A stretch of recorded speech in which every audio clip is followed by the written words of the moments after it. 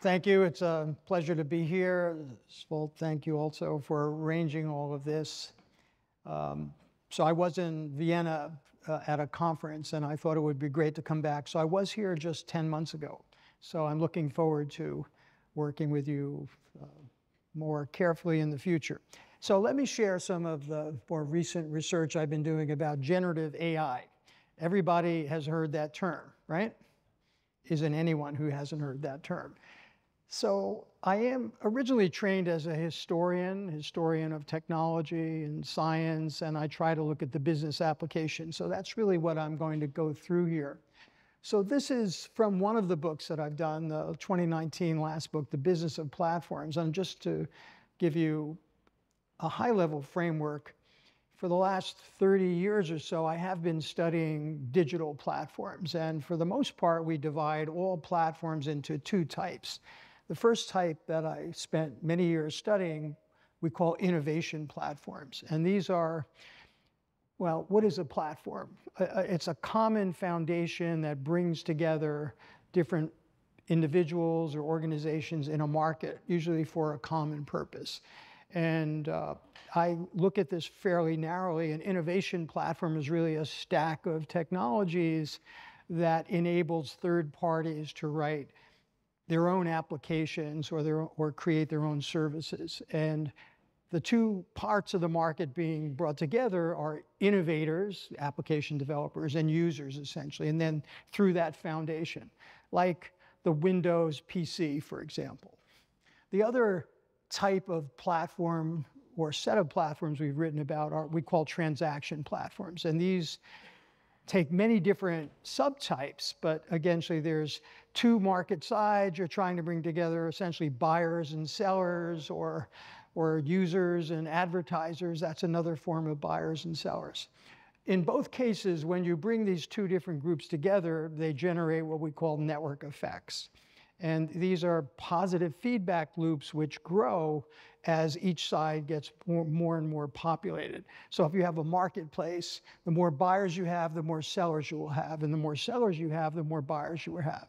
When it comes to an innovation platform, usually the more applications you have, the more users you have. Or the more users you have, the more applications you have. So you have this, what we call chicken or egg effect.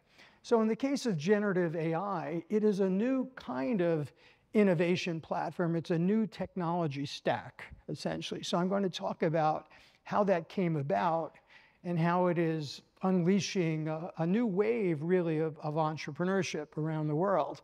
It's also unleashing or creating a lot of concerns that we might want to have about the implications of this technology. So I'm going to try to get into all of that in about 45 minutes. Okay, so this is the basic framework. And you can see in the middle there's hybrid companies that do both. Like Apple has the iPhone as an innovation platform. It has the App Store, which is essentially a transaction platform. It has other kinds of distribution platforms like iTunes. So the most powerful platform companies are kind of right there in the middle. All right. So the first interesting part of the story is the invention of what we'll call the transformer technology and how that relates to this other phrase, GPT, right? Generative pre-trained transformer, right, is what it stands for in English. And most of you, I think, you've heard about this or you've used ChatGPT or something of this sort, but let's look a little bit more deeply into where it comes from. So the background to this, artificial intelligence and machine learning using neural networks, is kind of an old technology. It really goes back to the 1950s. The early work on neural networks, though, were not very good.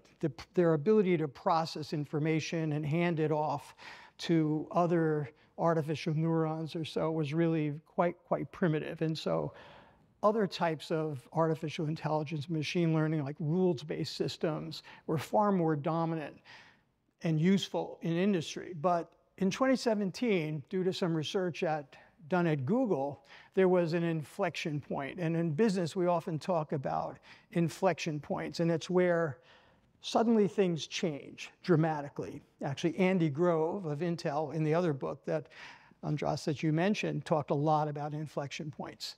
when there's like a tenfold change. So there was this kind of change at Google in 2017. So transformer technology was invented by a group of scientists who were trying to find ways of improving language translation. How many of you have used Google Translate, for example? Okay. You don't have to be embarrassed. Raise your hand. It's super useful. But you might have noticed that it dramatically improved around 2018, 2019. How many noticed a dramatic improvement, 2020 or so? I did, okay, and it's because of this technology. So the basic idea, we don't want to go into all of it, but it's really taking text, small chunks of text, and digitizing them in a way that captures context. So a rough idea is like a barcode. A barcode contains all sorts of information, what came before, what came afterwards, and they found a way to tokenize text, and later it was applied to other things. And understanding the sequence of these tokens allowed the system to predict more accurately what should come next. And so this worked pretty well in translation, particularly since it's digitized. The system can actually really look at a whole sentence, a whole paragraph, a whole page, really understand the context. And so translation improved dramatically. Now, to train these systems, they used entire languages, like everything available in English on the internet, which is like 1.5 trillion bits of information or so. Actually tokens of information. A token is like 4 characters. And so there was vast improvement, but the thing that happened at Google was that it did not control these scientists. They finished their research, they lost interest in translation, and they moved to other companies, including companies like OpenAI. So that's why we suddenly began to see startups appearing, or Microsoft and other companies investing in this same technology, the transformer technology. And they also developed multiple modes of it. So you can also tokenize images and create video, or do it with audio and sound. Right? It's all digital bits to a computer, but it takes a different form on the output side. Okay, so this is the transformer innovation. And this is, it's from the web, and it may not be entirely accurate, but this straight line here is human performance as the benchmark for various tasks that could be done by a computer. So you've got handwriting recognition here, speech recognition line here, image recognition here, reading comprehension here, language understanding here.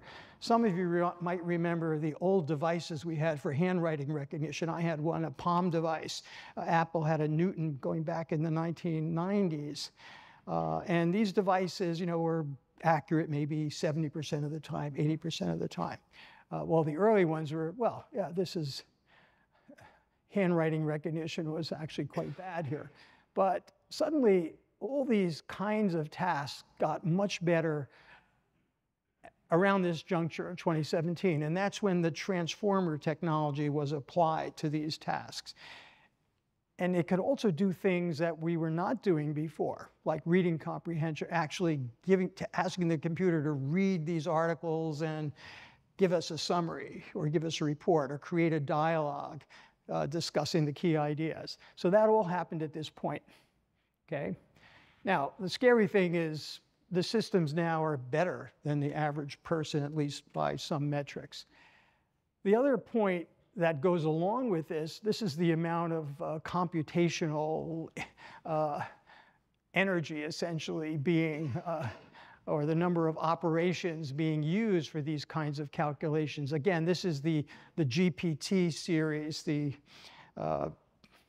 pre-trained transformers. By training means they're reading everything available and learning from it, and then applying that to a task.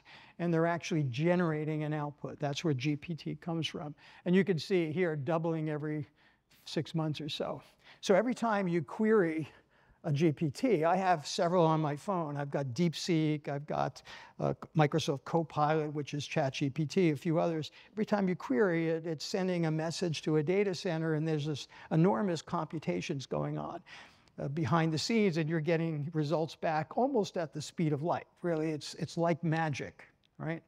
But there's a lot of energy being expended in these operations, and amounts of energy that we never saw before. I mean, search engines use a lot of energy, but these systems use incredible amounts of energy. I'm going to go into a little bit more about how that works. So this is the deep learning era. These are essentially neural networks. The transformer technology is a type of neural network deep learning system where it's tokenizing everything and then generating this output.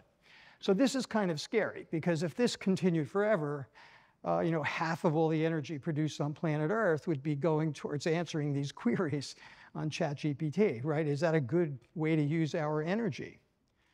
Probably not. Okay, so let me go into the second major topic, which are the key innovations that came out of NVIDIA. As you probably know, NVIDIA skyrocketed from what seemed like a relatively small firm to worth more than $3 trillion, and many people see it as the most important company in the world right now. So NVIDIA was founded in 1993 to make graphic cards for personal computers. Some of you might remember, but there was a time many years ago, I'm old enough I was trained to use an IBM 370 mainframe in college that had no screen. We had to print everything out in batch processing. Maybe, Hassan, you remember those days. So you really learn about computing when you have to do it at that level. But NVIDIA was founded in 1993, so the early PCs were really not powerful enough to run graphics very well. So they came up with the idea of dedicating a separate CPU, or central processing unit, just to handle graphics.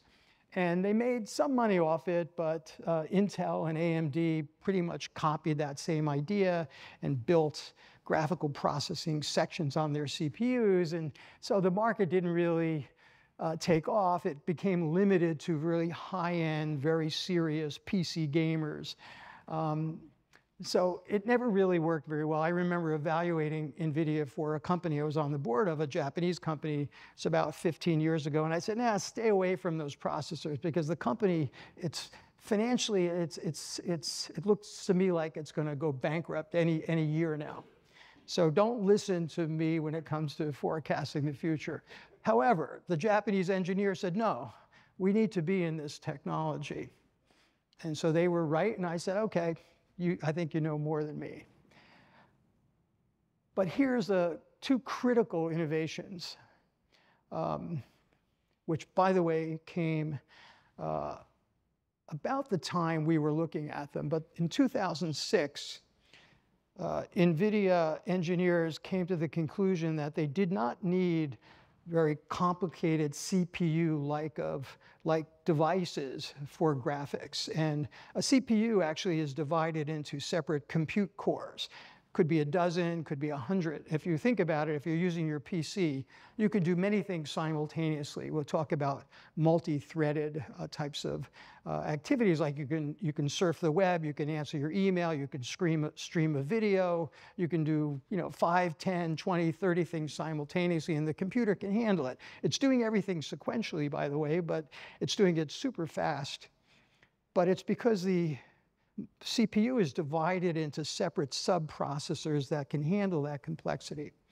But they decided that for graphics, you don't really need that. You can have thousands, tens of thousands, hundreds of thousands of tiny compute cores that are just controlling a few pixels on a screen. And that's all you need to do. The challenge, though, is you need to be able to control what those pixels do in real time. And basically, it's a parallel processing problem. And that's the other innovation they introduced. They introduced a set of software development tools, which we now call CUDA, for Compute Unified Device Architecture. And they took a page from Microsoft and gave it away for free. By the way, the reason most of the world uses Windows PCs today and not Macintosh PCs is because, and this goes back to the earlier book, Steve Jobs tried to charge like $20,000 for the software development tools needed to write applications for the Macintosh, which was a much better product than what it was competing with, which was the DOS PC and then the Windows PC. But Bill Gates gave away his SDK for free. It said, create applications. The more applications you write to run on Windows or before that DOS, the more valuable my operating system becomes, and I monetize it by charging for the operating system and selling that in volume. By the way, that's a platform position from Bill Gates rather than a product position from Steve Jobs.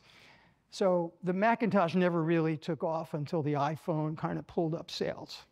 That's another story for another day. Okay, so two critical innovations from NVIDIA, a much better idea for hardware processing and then the software tools to make it happen, which he gave away for free.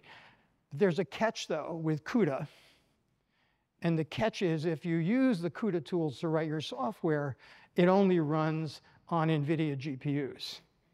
It's similar to Microsoft. You use Microsoft's free software development kit, you have to use a Windows PC, which underneath that is an Intel microprocessor, x86 processor, and then the Windows layer on top of it.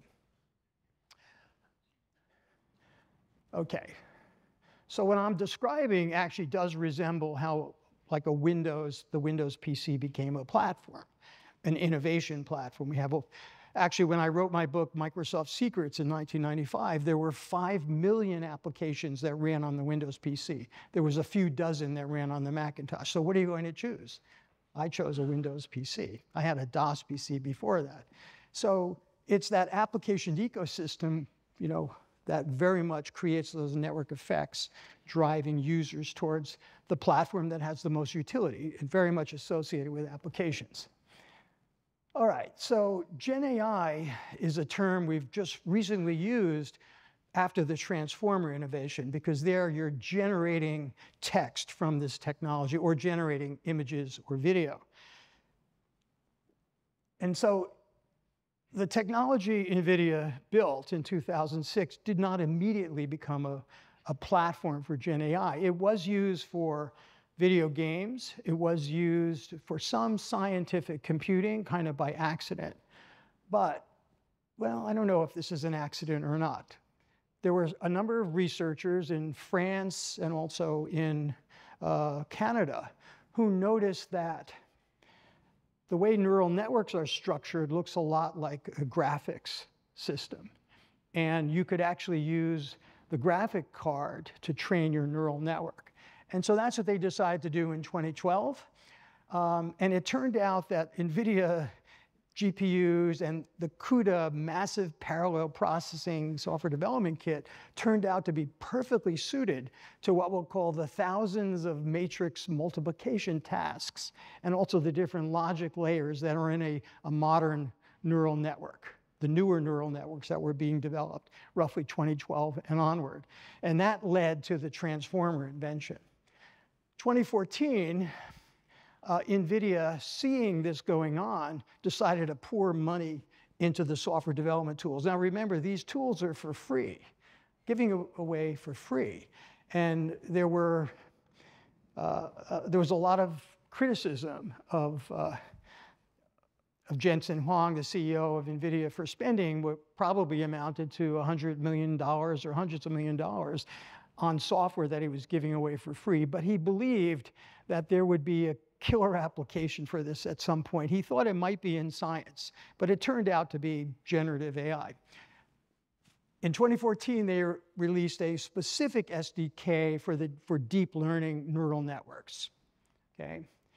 And then in 2016, they started giving away their biggest, most valuable servers to a number of companies that were starting to work on this very advanced neural network technology, including OpenAI.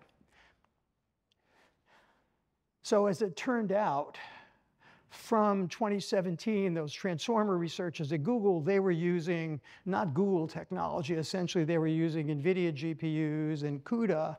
And some of them were also working on some Google hardware and software. But essentially, all of the generative AI technology that has excited, and in some cases frightened the world, has been built with NVIDIA technology. So that's why it really has become a new innovation platform for generative AI. And they just keep, or NVIDIA just keeps optimizing their GPUs and optimizing the CUDA software tools and libraries for this purpose. So this is a primitive graphic of what a neural network looks like. But you can think of these as layers, and all of these little nodes here are like compute cores, and you can imagine them processing information and handing it off to the next layer, and then you finally get an output here.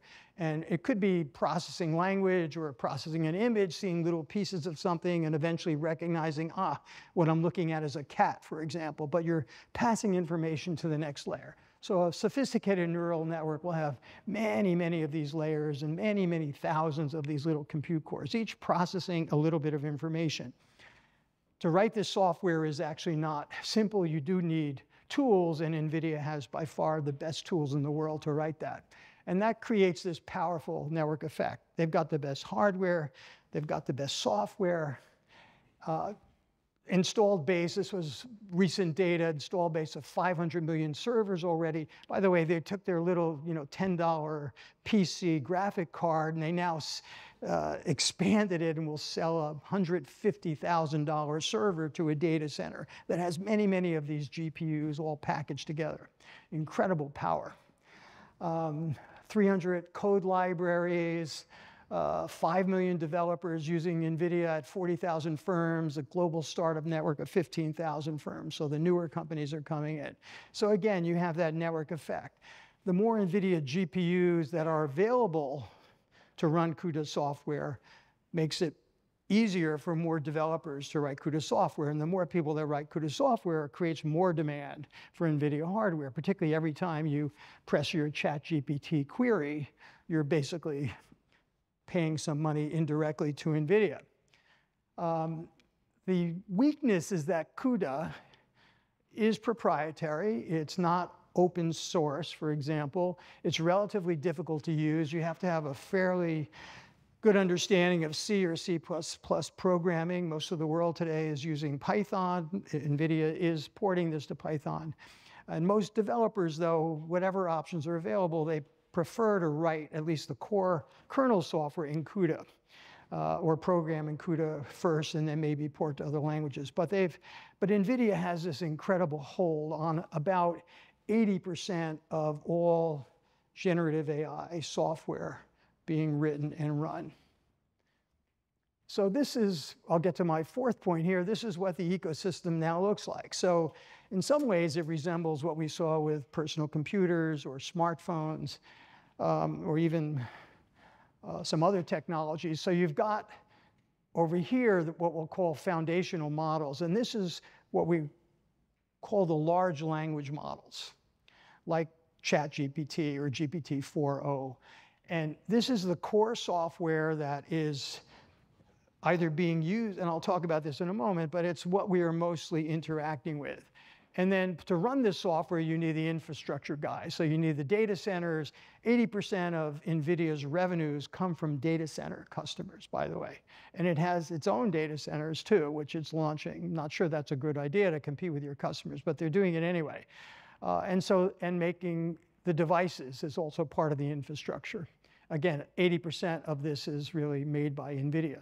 And then you have the applications in all different types of tasks that mostly involve using language in some shape or form, or videos or audios. And these are often very specialized by industry.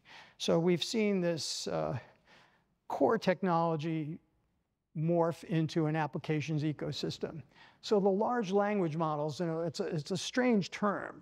I like to use the term operating system, but the large language models are kind of like the operating system for the generative AI world, but they're really also different.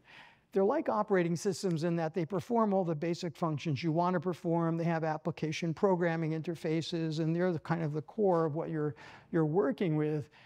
But they're also applications in the sense that you can train one of these large language models to perform applications. You can train it to write software code. You can train it to answer customer queries. You can train it to write a report for your professor, for example. Or if you're a professor, you can train it to grade that paper, for example, right? So you can do that all with a large language model. You don't actually need an application shell around it, but it is easier to just embed these kinds of systems and applications that are dedicated to specific purposes. So you still have an applications layer around them.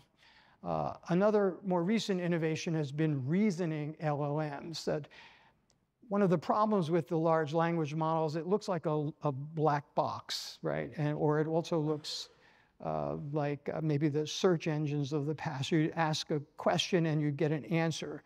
But in the last couple of years, software engineers have changed the architecture to where they're asking the system to explain their reasoning.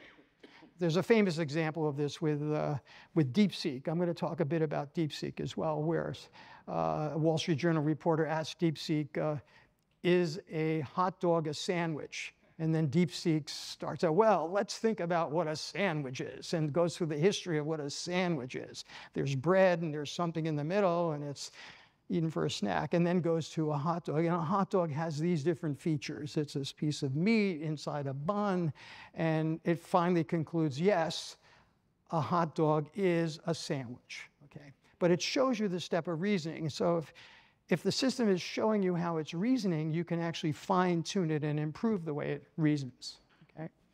All right, so those are the reasoning LLMs, and I'll get to that in a moment. They vary by capabilities a lot, by the cost of accessing the APIs. So there is input and output APIs, application programming interfaces.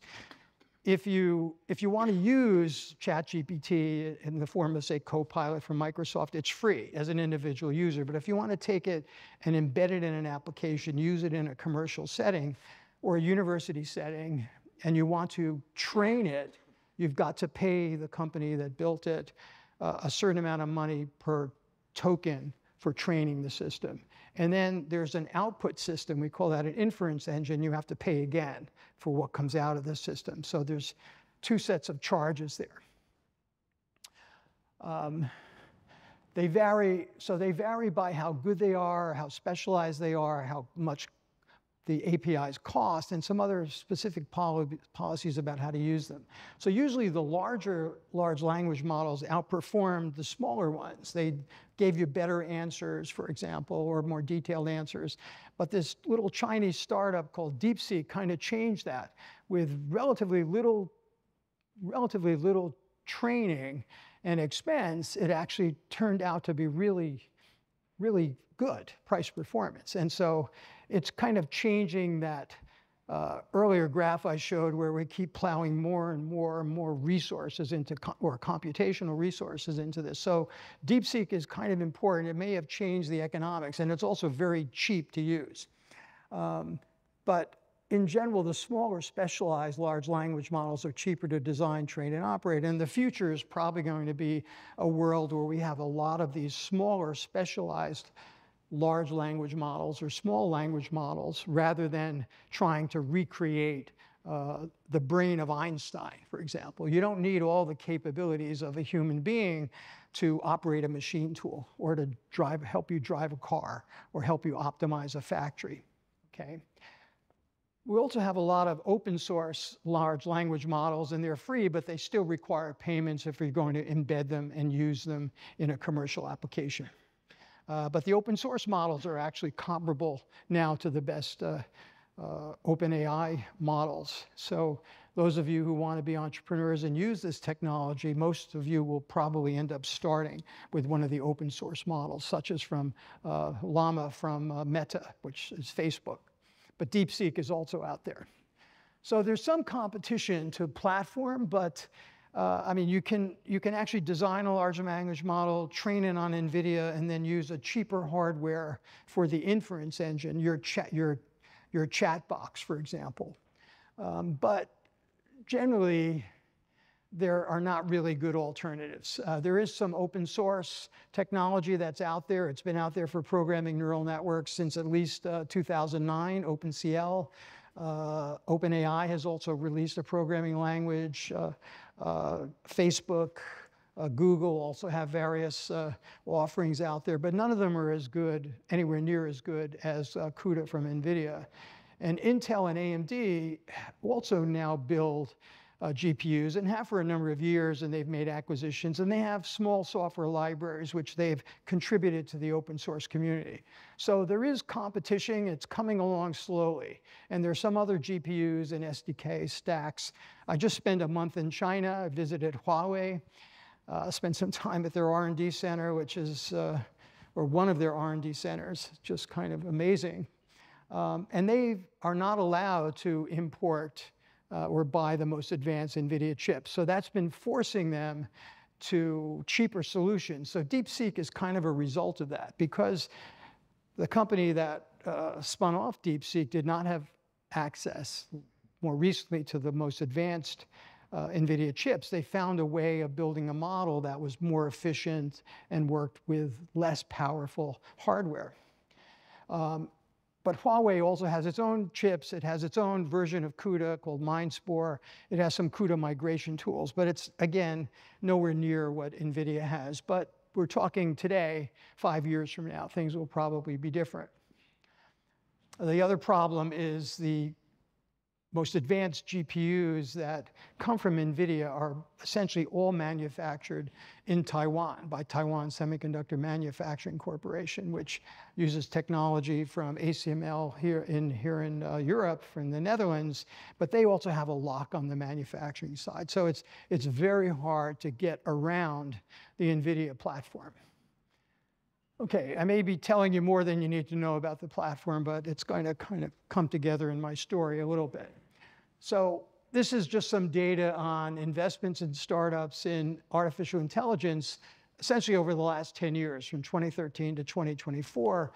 Most of it is from the United States and China. You can't see all these numbers, but US had, it's close to $500 million. China was over 100 billion, and then other countries are investing smaller amounts.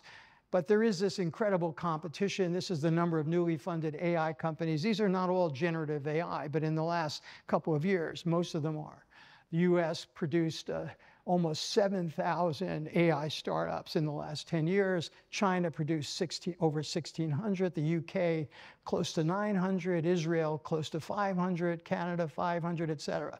So where is Hungary on this list? Well, you're not quite there yet, but wait till next year. And then these are all the different applications: infrastructure, data management, medical, et cetera. Okay, so there's lots you can do with this technology. So now I get back to the DeepSeek story. This looks like a young kid, but his name is Liang Wangfeng, born in 1985. He's the co-founder of a hedge fund called High Flyer, and DeepSeek as well. How many of you have heard the name of this guy? Okay, a few of you. If you read the Wall Street Journal and a few other publications, he's gotten some press, but this is the only picture I can find of him. So keep your eyes open for him. You never know where he might turn up. But by the way, DeepSeek a few months ago was designated as a national treasure by the Chinese government, and the passports of all the key engineers were taken by the government. So they're not allowed to travel anymore. So you're not likely to see him on the street of Budapest. But this is another story. It's a very valuable set of ideas that came out of this company. I'm going to spend a little time describing them. So I'll just call it, AI entrepreneurship in China.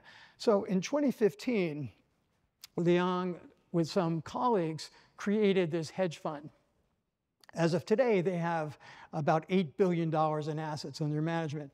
So he's a graduate of Zhejiang University, where I just spent a couple of weeks. And he had studied machine vision, but like a lot of computer scientists, they always think, oh, this is all about patterns. The stock market has patterns. I can apply my pattern identification skills to the stock market and end up a billionaire. So it does happen, and it happened to this guy. 2019, however, High Flyer built a supercomputer. They managed to get access to 10,000 NVIDIA A100 GPUs. These are less advanced than the most popular H100 or A100 chips that were, or the H800 chips that NVIDIA was selling. Cost them $130 million. But it turned out, even though these are older and slower, they were able to develop this quite remarkable large language model using some of these chips. 2021, the Chinese government said to the hedge funds, we think you're wasting a lot of your time and talent and computing resources on this stock trading. Why don't you do something else? And so he decided to rededicate his main team to some fundamental AI research, which was at this time, and still remains, it's the transformer research. So DeepSeek was spun off in 2023 as a subsidiary. We think there's 150 to 200 employees at the company. This compares to about 3,500 for OpenAI, which, at some level, they're in direct competition. And this is a chronology. The big attention to DeepSeek came from the release of DeepSeek version 3 on January 10th of this year. But a few weeks before that, they had actually released a technical report describing in quite a lot of detail how the architecture and how they actually built their large language model. What is remarkable about that document is that until this time, pretty much all of these large language models were like black boxes. OpenAI does not tell you how its technology works. Neither do any of the other companies, but DeepSeek did. Why? We're not quite sure. Maybe it was to gain technical credibility. Not quite sure, but they did it. Then they released their reasoning model, the one that I talked about, deciding is a hot dog a sandwich, that kind of process. They released that in January of this year, January 20th, and then a white paper, a very interesting white paper describing that technology just a couple days later. So these are available on their website. You can go to deepseek.com. You could use the search, well, you can use I use it as a search engine, actually, for the most part. But you can use the chat box, or you can access the company white papers. Okay, so DeepSeek v3. So here's also where we got a lot of attention in most of the media. This is a benchmarking comparison of DeepSeek v3 with several other leading large language models. And blue is DeepSeek version 3. And these others, you can see that's Gwen from Alibaba, Llama from Meta, Facebook, GPT-4 from OpenAI, Claude from Anthropic. And that's the different colors. And it really does, it outperformed. And now this is, DeepSeek's own benchmarks.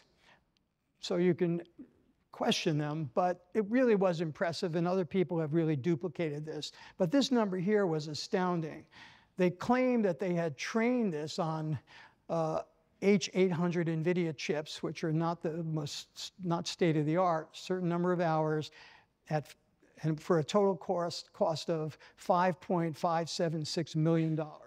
So why this is astounding, well, I should get to that in a moment here. Why it's astounding is because OpenAI claimed to have spent $100 million training just GPT-4.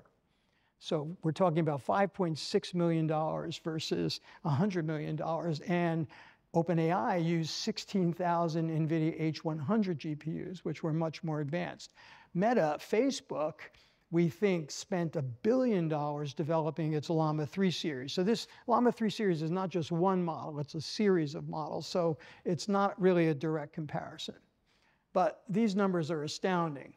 So what DeepSeek also did is it built a reasoning model, R1, basically on top of V3. So V3 was the base model trained on 14.8 trillion tokens. That's roughly all of the high quality English language content available on the internet. And that's basically what the large language models are trained on.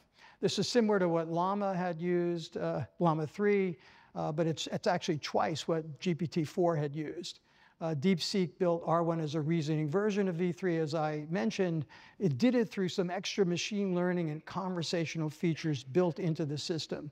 And what was really striking was the performance is comparable to GPT-4o, which is the reasoning model of GPT-4, but with substantially less training costs, right? Maybe 5.6 million compared to 100 million. Some of the numbers get complicated, but here's DeepSeek R1, the reasoning model, again, blue, and the others are the different models. The only one that outperformed DeepSeek here, this is a GPT, from OpenAI, but for the most part, DeepSeek is doing extraordinarily well. And it's hard to say exactly how much money they spent. V3 and R1 were developed together, which is very clever. The numbers do not include pre-V3 research, or R1 costs are not revealed, although it doesn't seem like they spent much money on R1. Most of the money went into developing V3. There is a consulting company, Semi-Analysis, that estimates DeepSeek might have spent $500 million just on GPUs and maybe $1.3 billion total on all the development going back to DeepSeek 1, for example, going forward. But there's no clear evidence of what they spent. So again, it's a little bit of a mystery. I wish we had more information. But it does seem at least some of these models, and particularly V3 and R1, have been developed with relatively little money and little computing resources. So there's several things that DeepSeek did, and I hope I'm okay on time. Okay, so there's really three things. The first thing is, we'll call it the mixture of experts system. So rather than try to develop one large, complex super brain, it developed a number of smaller systems. Smaller expert systems, this one for coding, this one for text processing, this one for mathematical calculations, whatever they happen to be. And this spread out the training. And then it used some other techniques to combine output from the different models to allow them to run efficiently in parallel. And then this other technique, quantification, just limit the precision of the calculations. So for example, if you asked a question of the machine and it had to calculate the value of pi, for example, it could go on to, it's an infinite sequence of numbers, but tell it, limit your calculations to 2 decimal points, or limit your calculations to whole numbers. In many cases, that level of precision is good enough. So that's what DeepSeek does. It's kind of good enough calculations, saves a lot on compute time. The second thing it did, and by the way, you'll learn this from reading their technical papers. The second thing is they relied on reinforcement learning. In other words, letting the computer learn by itself through multiple repetitions of some activity with some guidelines and also some rewards, for example. These are technical rewards. So for example, it can learn to play chess by just giving it the rules for how you move pieces and then let DeepSeek play 1,000,000 games against another computer. The OpenAI approach would be to hire a whole bunch of chess grandmasters and sit them down for months at a time and try to pick their brains. How do you win at chess? And then try to take that information, translate it into an expert system. Okay, so DeepSeek didn't bother to do that. And the chain of thought reasoning is, again, dividing the large problems, like is a hot dog a sandwich, into a couple of intermediate steps where you can actually refine the way the system analyzes the question. And then it has a way to optimize some of these results. The third thing it used, third approach, has also gotten a lot of attention, and we call it distillation. So in other words, to use a large teacher model to transfer outputs to train a small student model. So for example, you can use a larger model to play 1,000,000 games of chess and figure out what are the 20 things you need to know to win at chess. And to the smaller model, just transfer those 20 things you need to know.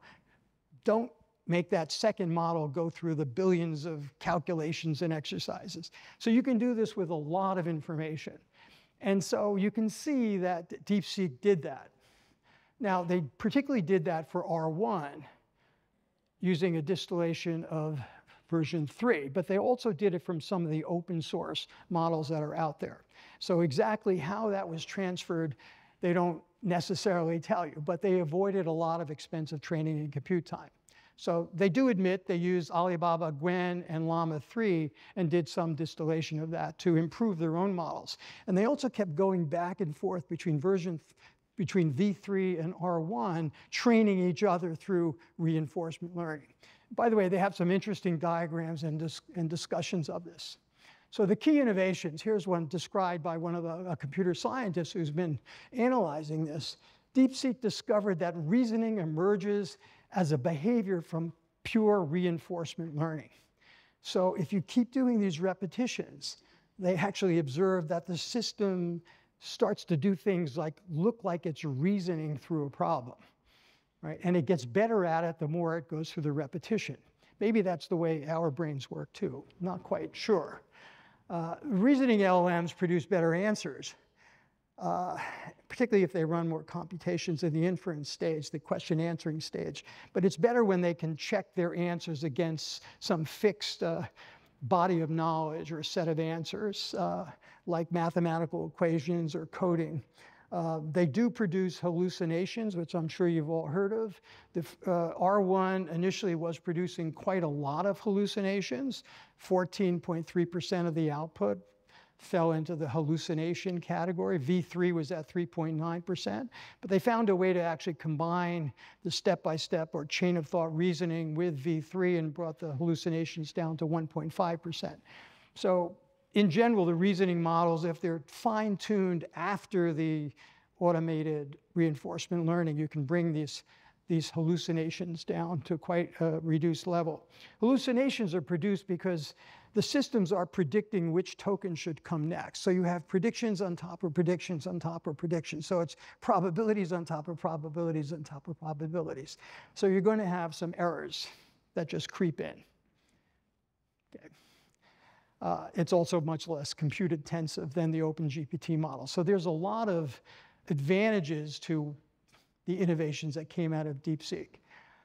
The other point about this is the number of parameters these systems are accessing. They're like synapses in the brain.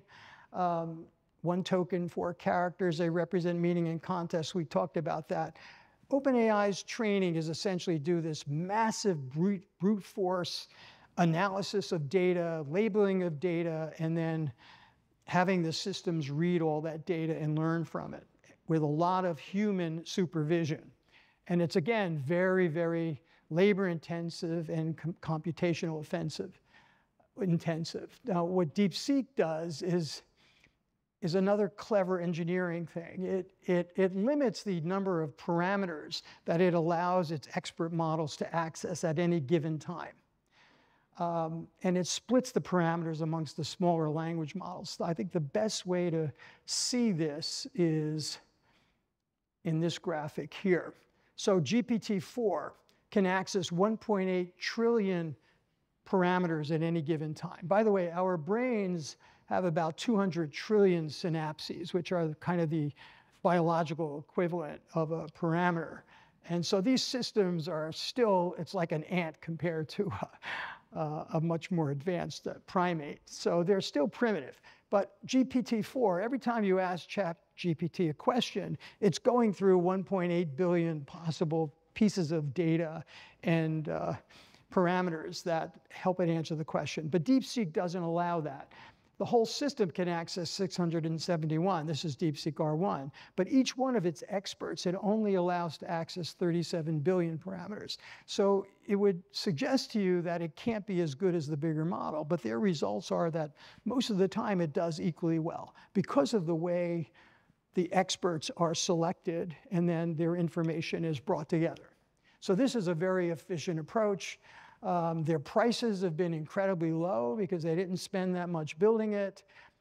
They've forced GPT from OpenAI, GPT to cut their prices in half and then cut their prices in half again. At one point, they were charging $15 per million input, $60 per million output. DeepSeek was charging for I1 55 cents for input, $2.19 per million output tokens. So big difference in price. And the performance is not as good as the most advanced large language models, but it's pretty close, pretty close. Okay, so in history, what is the meaning? And I'm going to kind of borrow a little bit from Dario Amodei, who's the Anthropic co-founder, former OpenAI VP of research. In 2020-23, most of the large language model developers were focused on using very expensive hardware, enormous data sets, a lot of human intervention in the training. And it's basically using more and more advanced NVIDIA technology. 2023 to 2025, about the time DeepSeek was being developed, the R&D approach shifted a bit more to using more economical machine-based reinforcement learning. So let the machine learn on its own through repetition rather than this massive intervention by human beings and data. And smaller LLMs that are running on less powerful and less expensive hardware. So DeepSeek, we can argue, is a great example of this trend. We see it elsewhere, but DeepSeek has really helped shift the economics of the industry. There's also some other pluses and minuses here. R1 technical report tells you first that the distillation process was actually quite effective, even though if you're using a large-scale resource or kind of recurrent learning model, it's going to still require enormous computational power. But the other point here, which is more interesting to me, what they say here is, while distillation strategies are both economical and effective, advancing beyond the boundaries of intelligence may still require more powerful base models and larger scale reinforcement learning. So in other words, they're telling us that their techniques got a pretty good result, but if they're going to advance and have more intelligent models, they probably need to do something more, larger scale. So we're still in an arms race to build these models, is essentially the conclusion I draw. And it's mostly between the United States and China. So this is my, my last set of thoughts. So we're in this arms race, and we see these incredible innovations going on around us. All sorts of things could happen. The first issue we usually worry about with platforms is the level of platform power. Like Microsoft became so powerful, or Apple becomes so powerful, or Google becomes so powerful. But it's not just the concentration of power in the platform, it's also misuse of that power by users, by you and I, or by nefarious individuals or companies or governments or campaigns, political campaigns. I just listened to a talk the other day about how Donald Trump's campaign used a lot of this technology to generate particular types of information to his supporters, for example.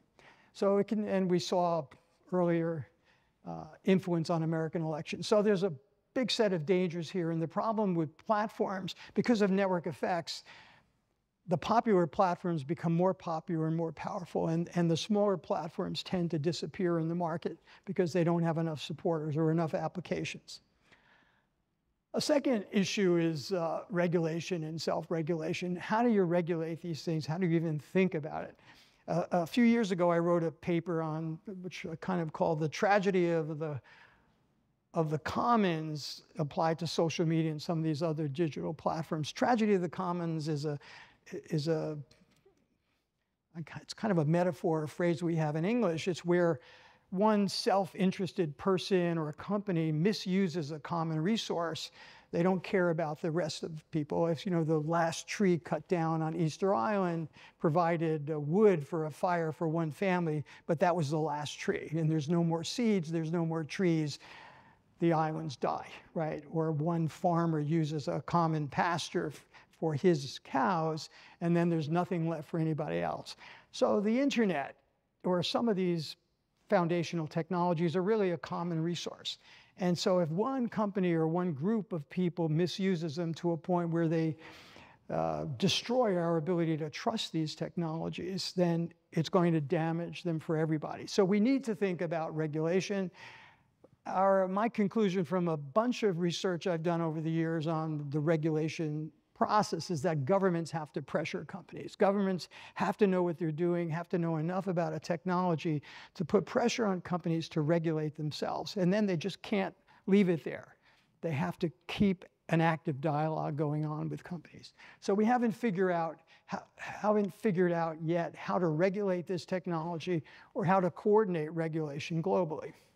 A third issue is the environmental impact.